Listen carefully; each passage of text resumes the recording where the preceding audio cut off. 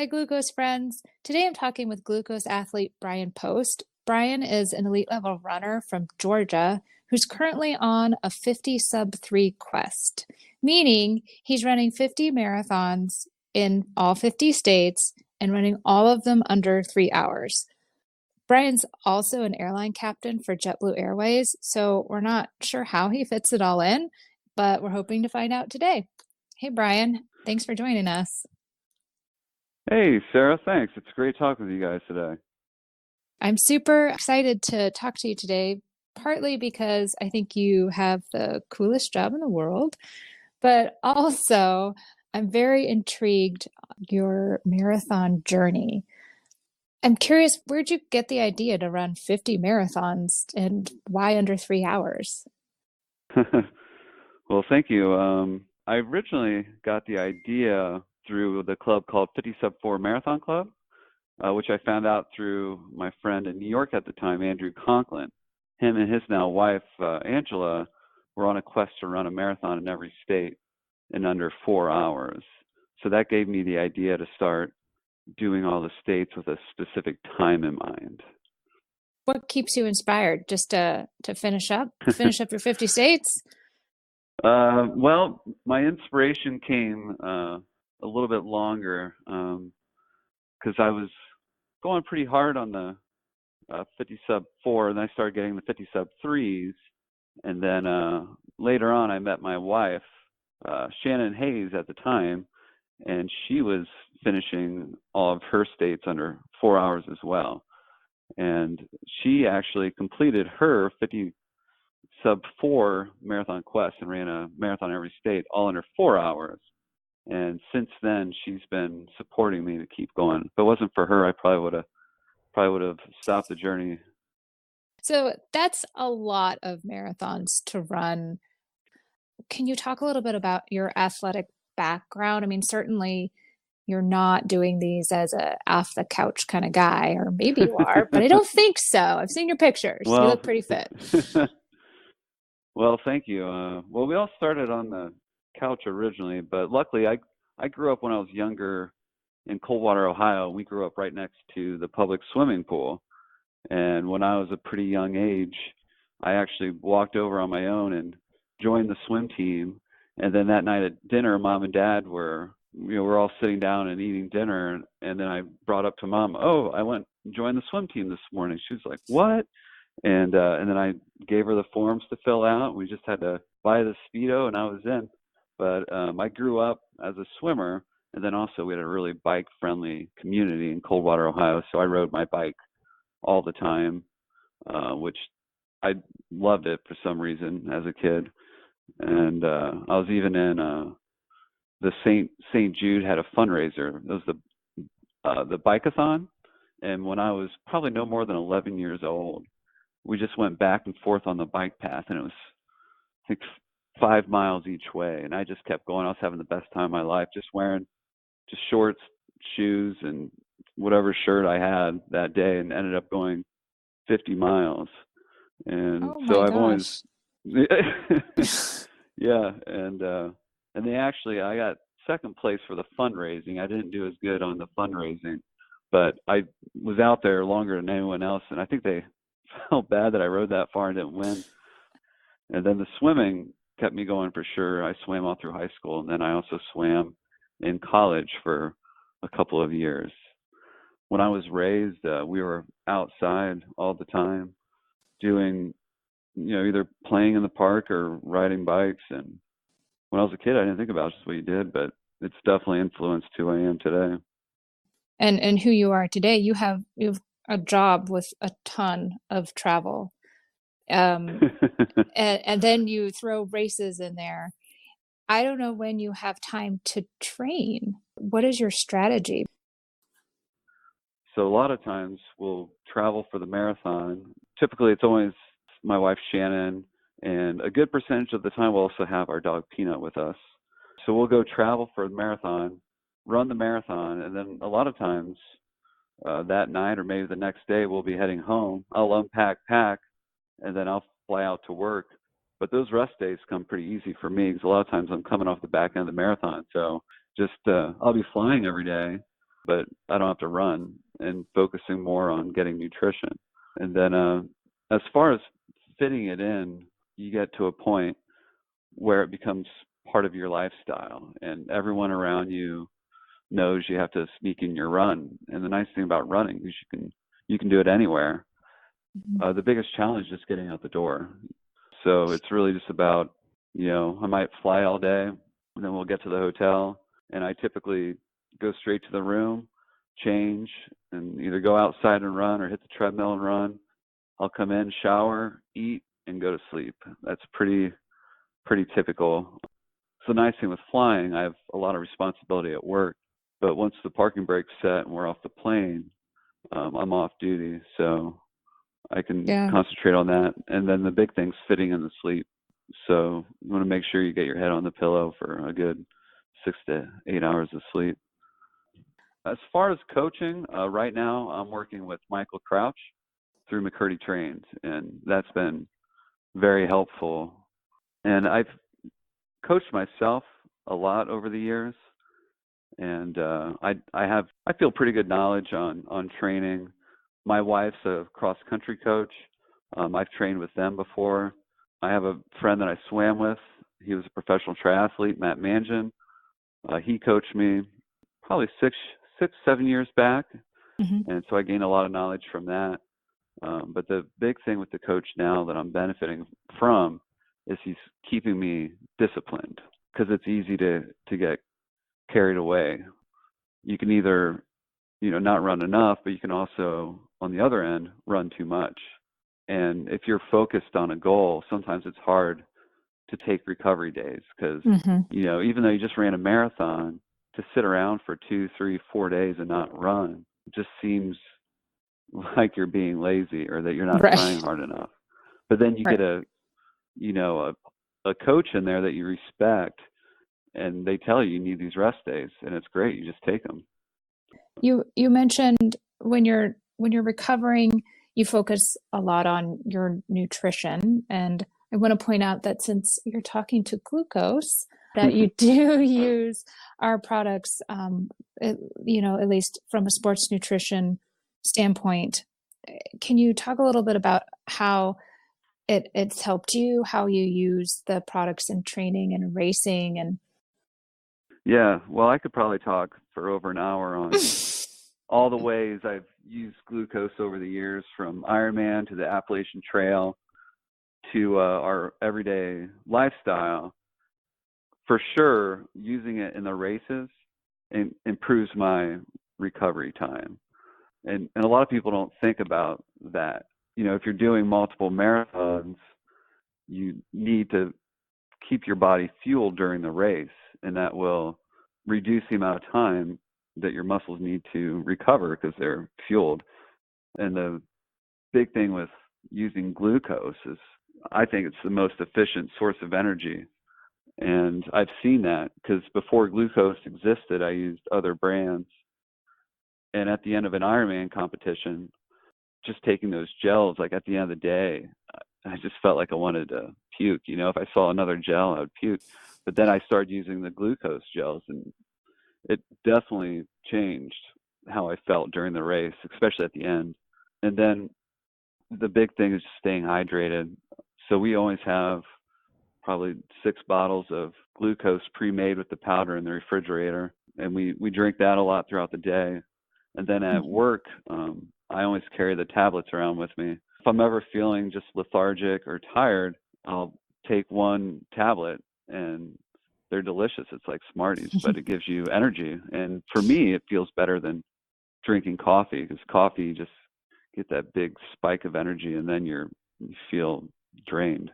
Yeah, it's amazing how just a little bit, like in the tablets, there's only the 5 grams of carbohydrates, but it's really, I think it speaks to the effectiveness of glucose on your brain.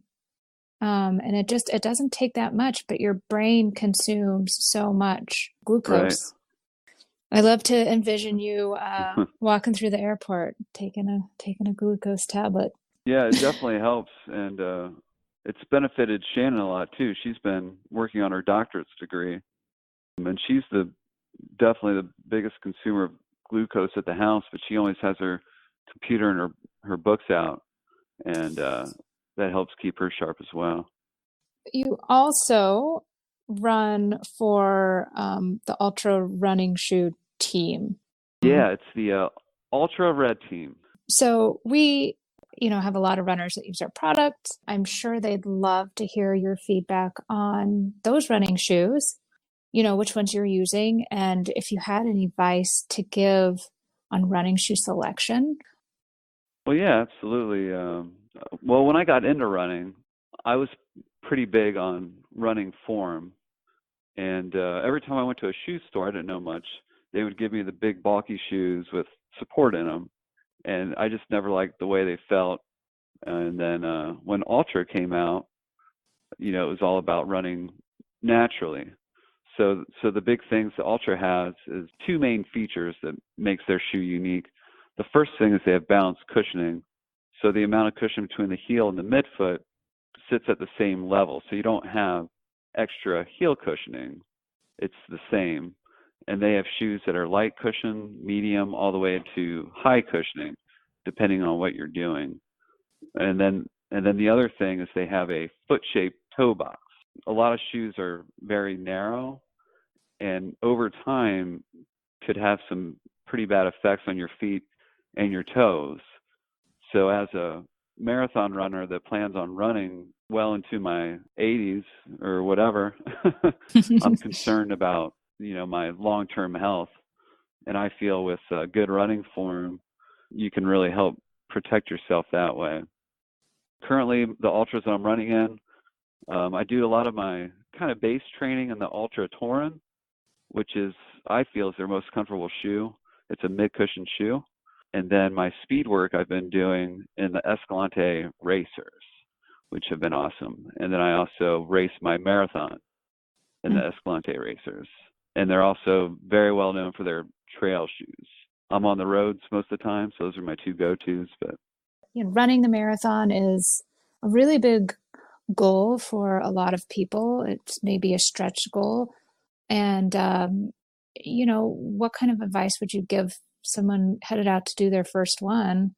Everything from gear to just mindset, are there any little nuggets you can share that? Yeah, absolutely. I wasn't born a runner by any means. I started off as a swimmer, and I ran track 1 year in high school, and I was the slowest runner by far on the team. So when I first started running, I don't even know what my pace was. I doubt it was faster than 10-minute miles, but I wasn't out training for a marathon. I was just out running for fitness. And then I was kind of in between a couple of jobs, and I had a lot of downtime. And then I just started running on my downtime. And then when I got hired at JetBlue, I was on reserve for a year. And at the time, I wasn't being used a lot. And this was out of New York. So after I was done with my duty, I would typically go out and explore New York on my feet. Just kind of through that journey, I started running long distances.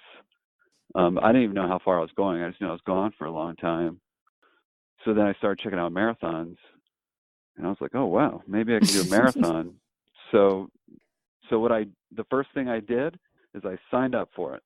The best way to set a goal is to put some money down on it. Yeah, so I signed up for that first marathon, and then I really didn't know what I was doing. I just knew I should be running, so I would run like 4, 5, 6 days a week, and then I did the marathon. I think I subscribed to Runner's World and read little tips out of there. If I met a runner, I would ask them questions. There's a lot of information to be had just from just talking to people. The coolest thing about running is you can set whatever goal you want and go for it. Pretty much anyone can do a marathon. It's just a matter of signing up for it and then just dedicating that 30 minutes to an hour, occasionally 2 or 3 hours. I think the biggest thing is once you start bringing running into your life, to stay consistent with it and be sure to stay hydrated with glucose. I gotta agree with you there. I can't disagree. So you mentioned earlier that you were recently married, and Shannon recently finished her 50 states at sub 4 hours. She just finished she finished in 2017, and she Okay. finished in Maui. But yeah, that was a big special one for us. And actually, the Maui one. So we were very disciplined going into that race with our nutrition and training, because it's a long trip. You don't want to go all the way to Hawaii and come up short on your goals. And Shannon was pretty nervous on that one, and so we were, both just living really healthy going into it, and so when we went there, the race started at the same time. I actually won the race. When I when I won it, they gave me the U.S. flag to like finish again with it, and then I had the flag. I'm like, oh, that'd be awesome. And then I was kind of waiting for Shannon, but she ran so fast it threw me off. Oh, there she is, and Oh no. I ran in like the last half mile with her, or last quarter mile, and then I gave her the flag to finish with the flag, and it was like the coolest thing ever. It's a great um, thing to share, right? Like you oh both yeah, have this passion for running, and when it comes to motivating each other to get out the door or to sign up for that next race, it sounds like you have quite a bit of support for each other. yeah, and it's been very important to me, because if she didn't tell me this goal of running a sub 3 hour marathon every state wasn't a big deal, then I think at this point I might have considered stopping, just because it's a lot, and takes up a lot of time. But she's supported me throughout it and continues to support me. She's always researching the best races to do in the different states. Yeah, it's been awesome. That's great. You guys are a great team. So what state is coming up? What number are you on, and when's your next Yeah, race? yeah. So I just finished my 37th state. Right now we're not signed up for any of them, but we will be. But we're looking at doing. Yeah, we need to get on that. But we're looking at Louisiana in Hmm. January, Hmm. and then in February we're looking at signing up for a indoor marathon in Milwaukee, Wisconsin, which is on a indoor track, which we're pretty excited about, because neither one of us has ever done that, and she's gonna do it as well. Coolest thing with this one is you can set up a race plan, and it should be really easy to follow it, because you can Right. figure out what your time needs to be each lap, so you can tell if you're on pace like constantly. And then the other thing with your nutrition, I want a glucose gel every 20 minutes, and I can just have it sitting there, and every 20 minutes just grab it. We're typically planning out like one marathon at a time. Gotta ask, I don't know, it sounds like you loved Maui, but what's been your favorite marathon so far? um, the my favorite marathon for me was Revel Rockies in Colorado, and the reason why is that's where I met Shannon at. So that was hands down my favorite marathon ever. But the second one that was very close was Maui for sure, because that's where Shannon finished her 50th state at. Sounds like, hey guys, if you want to go meet your future wife, go do the Revel Rockies Yeah, Marathon. Hey, you yeah, never that's know. what I I would don't do. know. Well, Brian, I want to thank you for taking the time to talk to me today. I know you've been super busy with travel, so I want to wish you safe travels and smooth tailwinds, both at work and during your races for 2020. Oh yeah, can't win Yes, both ways. that's right. That's what we want to see. If you want to keep up with Brian's adventures, you can follow him on Instagram at glucose underscore ultra underscore 50 sub 3. And thank you, Brian. Really appreciate it. Yeah, anytime. Thank you.